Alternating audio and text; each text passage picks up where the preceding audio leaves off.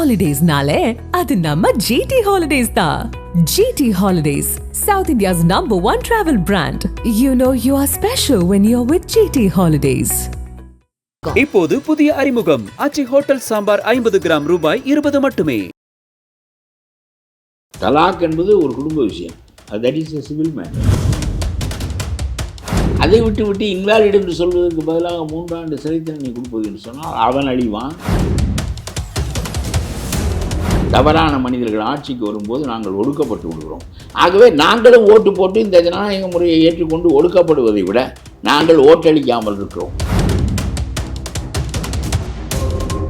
தமிழ்நாட்டில் 80 லட்சம் பேர், நீங்கள் 80 லட்சம் பேரும் வாக்களிக்கவில்லை என்று சொன்னால் தடுமாறி விடுவார். 6 1 பங்கு 7 1 பங்கு அல்லவா நீங்கள். ஸ்டாலின் காப்பாற்றினாரா இந்த சட்டத்தில்? 40க்கு 40 பேர் நீங்கள் அளித்தீர்களே. மம்தாவுக்கு 50க்கு 50 பேர் அளித்தீர்களே. காப்பாற்றி விட்டார்கள் அந்த சட்டத்தில். 20% முஸ்லீம்களும் எதிராக ஓட்டளித்து பிஜேபி ஆட்சிக்கு வருகிறது உத்தரப்பிரதேசம். மோடி என்ன சொல்லுகிறார் என்றால், முஸ்லீம்கள் எனக்கு ஓட்டளிக்க வேண்டாம் என்று சொல்வதில்லை. பள்ளிவாசலில் எந்த முஸ்லீமும் nobody should go to court. 30 கோடி பேரும் வாக்களிப்பதில்லை என்ற ஒரு நிலையை மேற்கொண்டால், 4 1 பங்கு வாக்களிக்கவில்லை என்றால் இதெல்லாம் ஜனநாயகம். உலகம் பூராவும் காரி துப்புவான். அமெரிக்கா துப்பும், பிரான்ஸ் துப்பும், ஜெர்மனி துப்பும், அத்தனை முஸ்லீம் நாடுகளும் துப்பும். இதுவரையிலும் உணர்ச்சி இல்லாமல் இருக்கிற முஸ்லீம் நாடுகள் உணர்ச்சி பெறும். இல்லை, நம்முடைய ஆட்கள் அங்கே வாக்களிப்பதில்லை என்று சொல்லுவாங்க.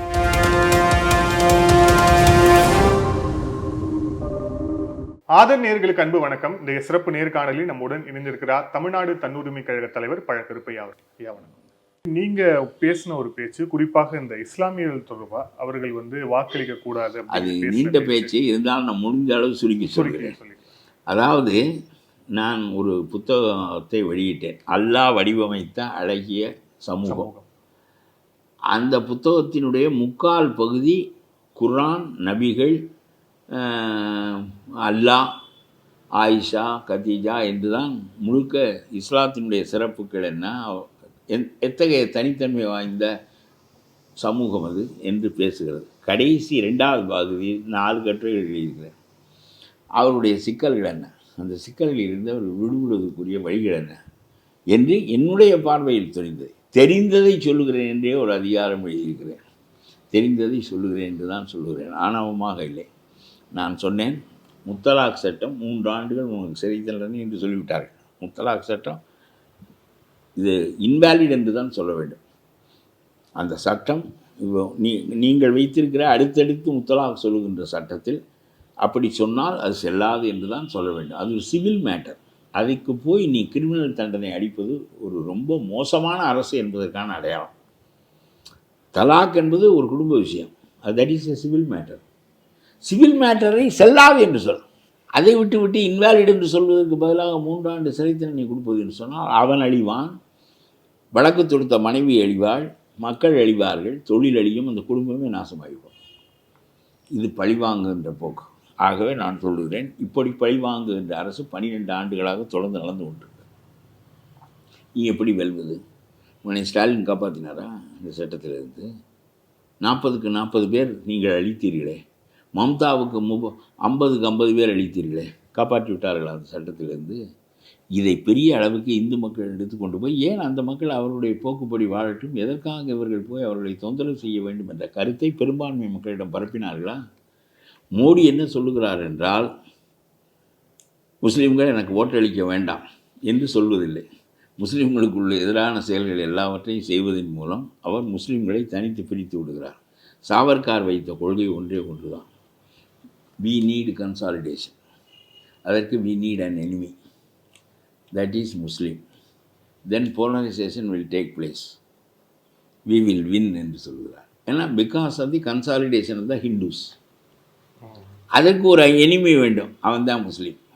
அவனை தனித்து பிரித்து அவன் மீது வெறுப்பை ஏற்றிக்கொண்டே வந்தால் நம்மில் ஒருவனுக்கு அவன் ஓட்டு போடுவான்.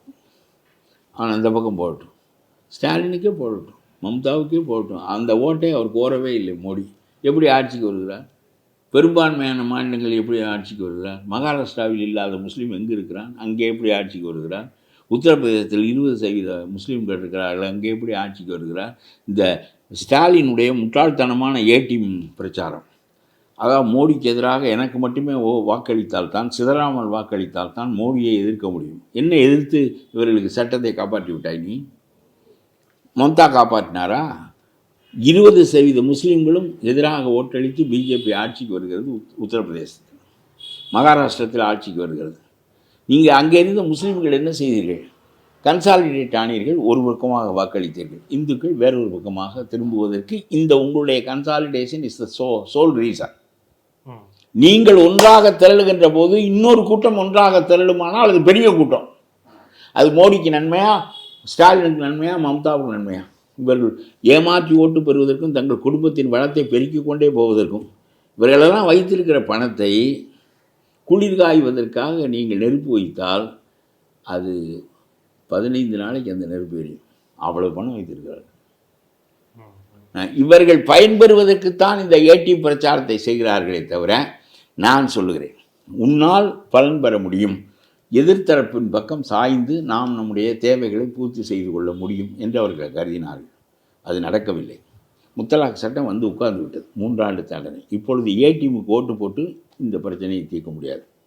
ஏடிஎம் ஸ்டாலின். இப்பொழுது நான் சொல்கிறேன், உனக்கு தீர்வு நான் என்னுடைய அறிவு கட்டிவிட்டு சொல்லுகிறேன்.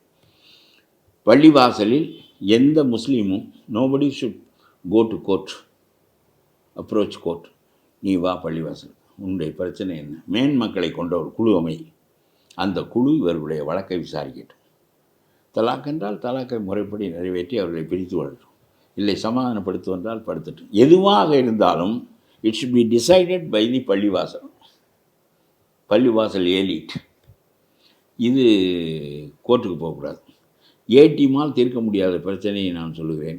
எந்த ஒரு சட்டத்தை நீங்கள் உயர்ற்றுக்கொண்டு ஒப்புக்கொண்டு அந்த கோர்ட்டை அணுகினால்தான் அந்த சட்டத்திற்கு உயிர் வரும்.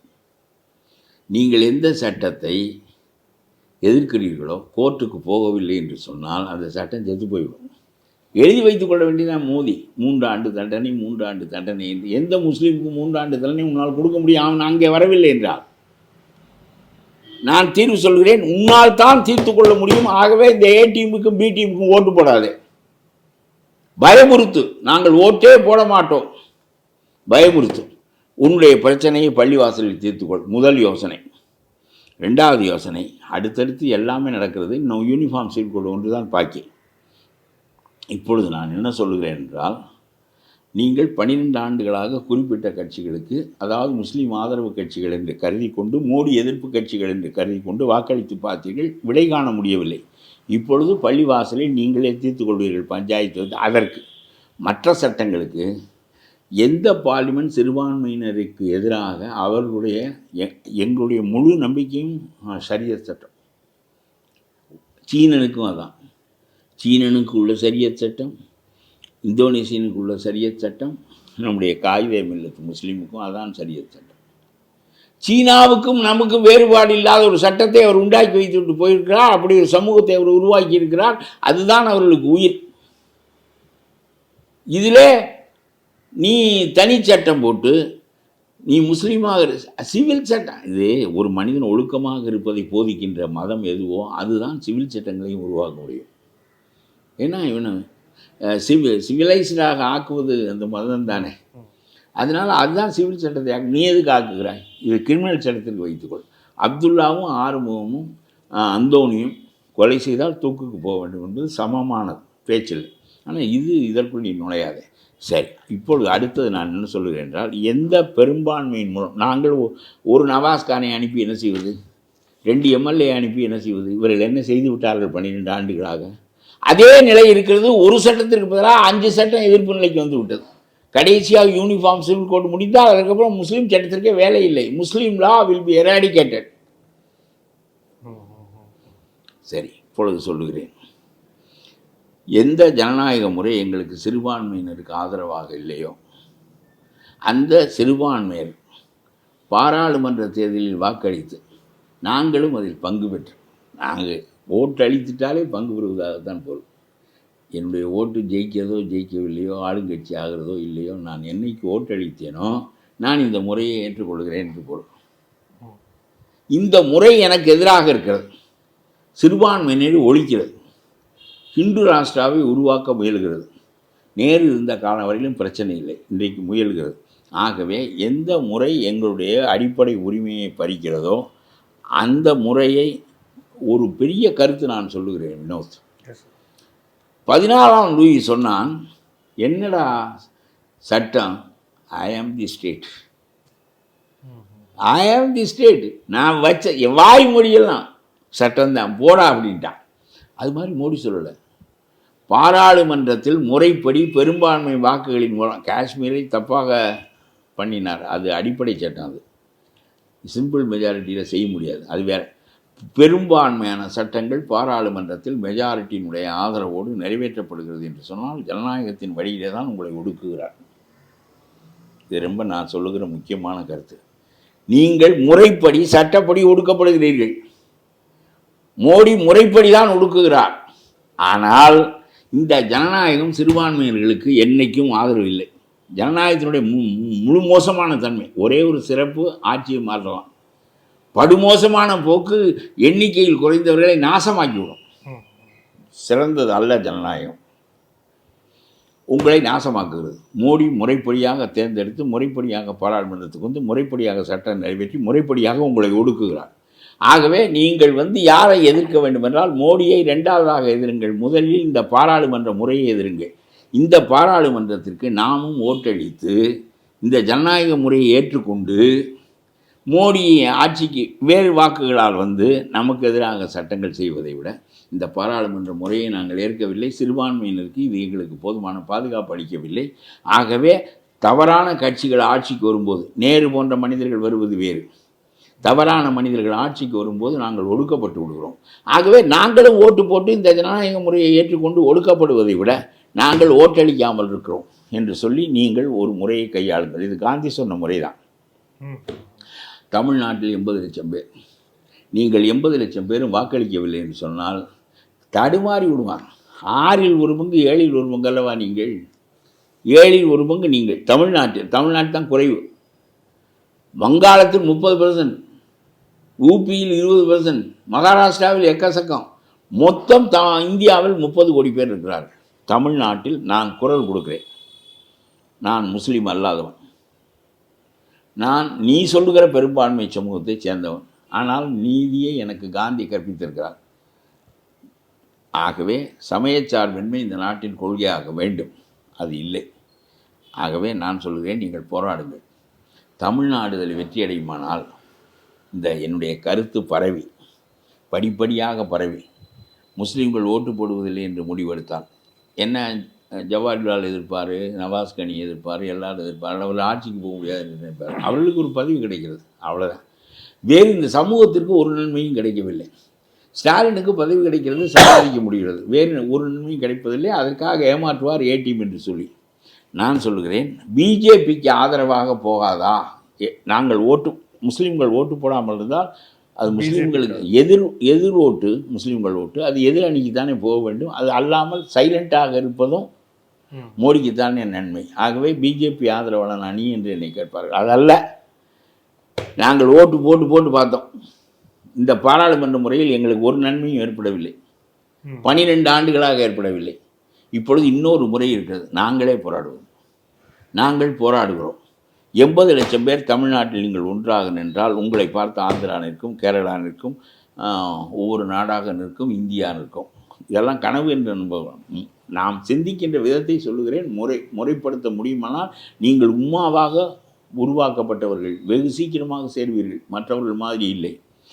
ஆகவே இதை இந்தியா பின்பற்றினால் இந்தியாவில் 30 கோடி பேரும் வாக்களிப்பதில்லை என்ற ஒரு நிலையை மேற்கொண்டால், 4இல் 1 பங்கு வாக்களிக்கவில்லை என்றால் இதெல்லாம் ஜனநாயகம். உலகம் பூரா காரி துப்புவான். அமெரிக்கா துப்பும், பிரான்ஸ் துப்பும், ஜெர்மனி துப்பும், அத்தனை முஸ்லீம் நாடுகளும் துப்பும். இதுவரையிலும் உணர்ச்சி இல்லாமல் இருக்கிற முஸ்லீம் நாடுகள் உணர்ச்சி பெறும். இல்லை, நம்முடைய ஆட்கள் அங்கே வாக்களிப்பதில்லை என்று சொல்கிறார். ஒன்று செய்யணும், வரி கொடு, வியாபாரம் செய், எல்லாவற்றுக்கும் ஒத்துப்போ, வாக்களிக்கின்ற நாள் என்று ஓட்டு போட போவார். இதை விட வேற என்ன அகிம்சையாக வேற என்ன செய்ய முடியும்? ஆனால் ஒரு சின்ன கேள்வி இப்ப என்னன்னா, நீங்க இது ஒரு ஒத்துழையாமையா ஒரு ஒத்துழையாமை முறைதான் ஒத்துழையாமை இயக்கத்துல காந்திய ஒரு விஷயத்துல சொல்றீங்க. ஆனா இப்ப அதுலயே இப்போ ரேடிக்கலா திங்க் பண்றவங்களும் இருப்பாங்க இல்லையா, அந்த ஒரு ஆபத்தும் இருக்குல்ல. அது வெற்றி பெறலையே. இங்க பாருங்க, பாகிஸ்தான் ரொம்ப வயலன்ஸை மேற்கொண்டான், அவன் ரொம்ப டெரரிசத்தை மேற்கொண்டான், அவன் ஆத்திரத்துக்கு மேற்கொண்டான். காஷ்மீருக்குள்ளே எல்லா நேரமும் வெடிச்சுக்கிட்டு இருந்துச்சு, தமிழ்நாட்டில் கூட வெடிச்சிச்சு. வெற்றி பெறலையே. ஒடுக்கப்பட்டு பாகிஸ்தான் பிழக்கப்பட்டது. நீ இந்த டெரரிஸ்டுகளை எங்களுக்குள்ளே அனுப்புகிறாங்கிற கோபம் தான் இந்திரா காந்தி ஒழிச்சு கட்டிட்டாங்க. உன்னுடைய நாட்டை, your country had been divided. அதுக்கு பங்களாதேஷ் ஒரு காரணமாக இருந்துச்சு. ஆகவே நான் சொல்கிறேன், உன்னுடைய டெரரிசம் ஹேஸ் ஃபெயில்டு. அதனால் பயனில்லை. ஒன்றை நாங்கள் எப்பவும் ஆதரிக்கலை. நாங்கள் எங்களுக்குள் போராடி இந்தியாவுக்குள் தீர்த்து கொள்வோமே தவிர நாங்கள் பாகிஸ்தானுக்கு ஆதரவான போக்கை எந்த காலத்திலும் மேற்கொண்டதில்லை. ஆனால் இந்த முட்டாள்களை போல் பாகிஸ்தான் கிரிக்கெட் அணி வென்றால் கைதட்டக்கூடாது என்று சொல்லுகிற எண்ணம் உள்ளவன் இல்லை. நான் முட்டாள் இல்லை. பாகிஸ்தான்காரன் நன்றாக ஆடினால் அவன்தான் நன்றாக ஆடினான் என்று சொல்வேனே தவிர அதுக்காக இந்தியாவின் தேசபக்தியை கொண்டு போய் கிரிக்கெட்டில் திணிக்கின்ற முட்டாள்தனத்தை சேர்ந்தவன் இல்லை நான். விளையாட்டு ஜெர்மனி வென்றால் என்ன, பிரான்ஸ் வென்றால் என்ன, அது ஒரு கொஞ்ச நேரம் நம்ம கோழிச்சண்டை பார்ப்பது போல் மகிழ்ச்சியை தருகிறது, அவ்வளவுதான். பாகிஸ்தான் வென்றால் என்ன, இந்தியா வென்றால் என்ன? போரில் இந்தியா வெல்ல வேண்டும். கிரிக்கெட்டில் அவன் வென்றால் உனக்கு என்ன குடிமொழி போய்விட்டது, நம்ம விட நன்றாக ஆடினால் ஆடட்டுமே, அவன் அடிப்பால் பார்த்து கொண்டிருப்போமே. அது ஒரு பக்கம். ஆனால் நான் என்ன சொல்லுகிறேன் என்றால், இந்த 30 கோடி பேரும் ஒன்று கூடி வாக்களிக்கவில்லை என்றால் ஸ்டாலின் மம்தா காலியாவார்கள் என்பது ஒரு பக்கம் இருக்கட்டும், உலக நாடுகள் இந்த பக்கம் திரும்பும். இந்த ஒத்துழையாமை மட்டும் நீங்கள் செய்து பாருங்கள். காந்தி பிரிட்டிஷ் எம்பையர், சூரியன் மறையாத பிரிட்டிஷ் எம்பையரை வெளியேற்றி விட்டார். தான் எடுத்துக்கொண்ட கொள்கையை நிறைவேற்றி உலகத்திற்கு காட்டி விட்டு போனார். பெரிய மகானவர். 1000 வருடம் ஓய்ந்து கிடந்த பின்னர் வாராது போல வந்த மாமணி. இப்பொழுது நான் ஊராக போய் சொல்ல போகிறேன். புத்தகம் வெளியீடு என்பது ஒரு சாக்கு. அங்கே போய் நான் பேசுகிற செய்தி இதுதான். நீங்கள் உங்களை சார்ந்தே போராடுங்கள், அரசியல்வாதிகளை சார்ந்து போராடாதீர்கள். அவர்கள் நன்மைக்காக மோடி ஜெயித்து விடுவார், மோடி இப்பொழுது ஜெயிக்காமல் தோற்று கொண்டா இருக்கிறார். ஒரு தேர்தலுக்கு சோதனை செய்து பார்ப்போம். ஒரு தேர்தலில் மோடியே வெற்றி பெற்று விட்டால் அடுத்த தேர்தலுக்கு மோடி இருக்க மாட்டார் என்று சொல்லுகிறேன். அது என்னுடைய கருத்தில்லை, காந்தியினுடைய கருத்து. Proved idea. இதை உங்களுக்கு எடுத்து சொல்லுகிறேன். காலத்தால் ஒரு நவீன அகிம்சை மாதிரி, நவீன அகிம்சை முறையில் வெற்றி பெற முடியும். பிரபாகரன் பெரிய வன்முறையை கையாண்டு வெற்றி பெறவில்லையே. 30 ஆண்டுகள் போராடினார். ரொம்ப நேர்மையான வீரன். ஒன்றும் பிரச்சனை. நாம் அவர் வெற்றி பெற வேண்டும் என்று முழுவதும் வாழ்நாள் முழுவதும் அவருக்கு ஆதரவாக இருந்தோம். காந்தி வெற்றி பெற்றாரே, இவ்வளவு பெரிய நாட்டுக்கு வன்முறையற்ற தன்மையின் மூலம் வெற்றியை பெற்றுக் கொடுத்து விட்டார். நம்மால் ஈழத்தை விடுதலை அடைய வைக்க முடியவில்லையே. ஏனென்றால் நம்மை விட பெரிய அதிகாரங்கள் உள்ளே வருகின்ற போது நம்மை விட துப்பாக்கி வைத்திருக்கிறவனை, பீரங்கி வைத்திருக்கிறவன் வெல்வான், பீரங்கி வைத்திருக்கிறவனை, அணுகுண்டு வைத்திருக்கிறவன் வெல்வான், நியூக்ளியர் வெப்பன்ஸ் வைத்திருக்கிறவன் இறுதியாக வெல்வான். ஆகவே அது மனித அறிவு சார்ந்ததும் இல்லை, உணர்வு சார்ந்ததும் இல்லை. அது யார் அதிக பவர் வைத்திருக்கிறார்கள் என்பது சார்ந்தது. இங்கே அப்படி இல்லை. வெறுங்கையோடு நாம் போராடி இந்த போராட்டத்தில் வெற்றி பெற முடியும். எம்மான் காந்தி காட்டிய வழி. இதை நீங்கள் எடுத்து போடுங்கள். இந்த இஸ்லாமிய மக்களுக்கு இதுவரையில் நீங்கள் எதிர்த்து ஓட்டு போட்டு ஏடிஎம் காரனுக்கெல்லாம் ஓட்டு போட்டு ஒன்றும் ஆகவில்லை. இப்பொழுது அந்த போராட்டத்தை அவர்களிடமிருந்து பெறுங்கள். முத்தலாக் போன்ற தீர்மானங்களை நீங்கள் பள்ளிவாசலில் செய்யுங்கள். மற்றவற்றுக்கு எதிரான போராட்டத்தை ஒரே ஒரு தேர்தலில் மட்டும் போடுவதில்லை என்று முடிவு கட்டுங்கள். தமிழ்நாட்டில் 80 லட்சம் பேர். நீங்கள் வெற்றி பெற்றால் உங்களை இந்தியா பின்பற்றும். இந்தியா பின்பற்றினால் உலகம் உன்னை திரும்பி பார்க்கும். பிறகு இந்த நாட்டின் மீது சாங்ஷன்கள் கூட வரும். என்ன ஜனநாயகம் நடத்துகிறாய், 5 நாளில் ஒரு பங்கு மக்களை ஒதுக்கி வைத்துவிட்டு என்ன ஜனநாயகம் நடக்கிறாய் என்று உலகத்தில் இருக்க எல்லா நாடுகளும் கேட்கும். அப்பொழுது நீ வெற்றி பெறுவாய். அந்த வெற்றி எம்மான் காந்தியின் வெற்றி. நன்றி சார்.